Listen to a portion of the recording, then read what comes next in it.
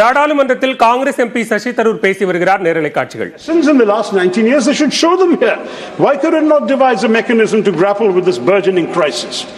Though the Disaster Management Act's definition of a disaster is actually broad enough to encompass climate-induced events, its statutory list remains static and unimaginative. It obstinately ignores the realities that our citizens are enduring, sir. This is a dangerous oversight, as the impacts of such events, widespread loss of life, destruction of livelihoods, are no less severe than the devastation wrought by floods or earthquakes.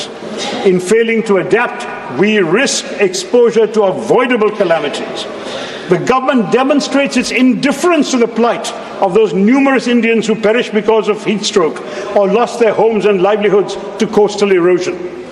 Therefore, the NDMA needs to enhance its capacity to prevent climate change from becoming disasters, such as unprecedented landslides in Wayanad's case, heat waves and storms.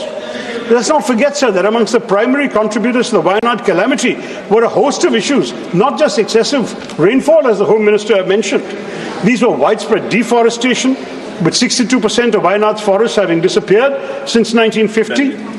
Ceaseless soil erosion, made more relentless by rainwater seeping into loose topsoil, which reduces soil cohesion and contributes to landslides, and soil piping, the formation of underground tunnels because of subsurface soil erosion.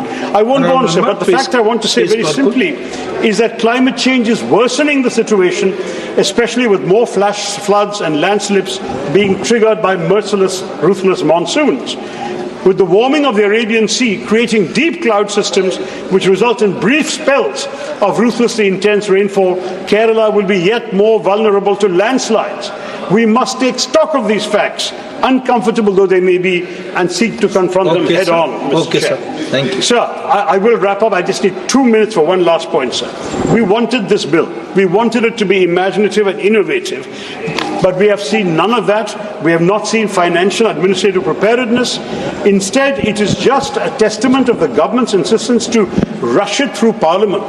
But let me ask the Honourable Minister in all earnestness, what good will bulldozing this bill through Parliament do if it cannot prevent another Wayanad?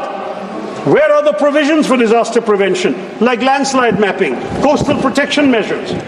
It will not do India and Indians any good merely to create a framework that does not actually devolve any powers upon the states, upon local urban bodies, upon self-government units in our country.